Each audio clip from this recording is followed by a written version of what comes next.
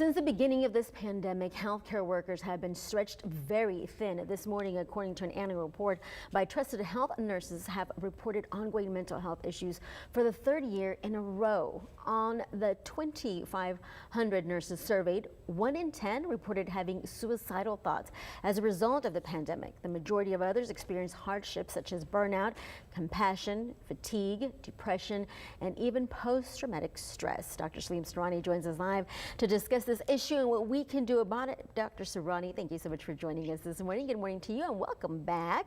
What can we do, Dr. Surani, to prevent this mental health crisis among healthcare providers? Good morning, Barbie. Glad to be here. We all know that mental health among the nurses has been there for a long time, but the COVID just made it worse. Now, out of 10 nurses are reporting suicidal ideation. 75% of them are reporting burnout. 50% of them have some sort of PTSD, and almost 60% of them have depression. This is a very serious concern. If you talk to the nurses, almost 35% of the nurses are thinking of quitting job or changing the job and getting out of the bedside nursing. That can create a big crisis. If you look at it, we even did the study on the burnout among nurses about 20 years ago, and we saw some challenges. The job satisfaction is a key thing. One of the key things is that if you have a good relation with your peer, the manager, and the staff, that can be a key factor. Again, the respect was a lot at that time. Now, 50% of the nurses are reporting that they have been physically, verbally abused by the patient or the family member. Almost 30% of them are saying that at some point they felt like they can be physically abused by the patient or the family member. What can we do? One-to-one counseling works. Peer support is a key factor, and creating a healthy work-life balance and healthy environment that can prevent the burnout. If we don't do that, we can have a severe challenges with all the pandemics and the communicable disease are coming in.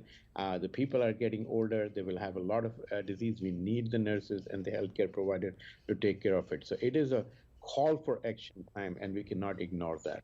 Because it can lead to a shortage in nurses, correct? Absolutely.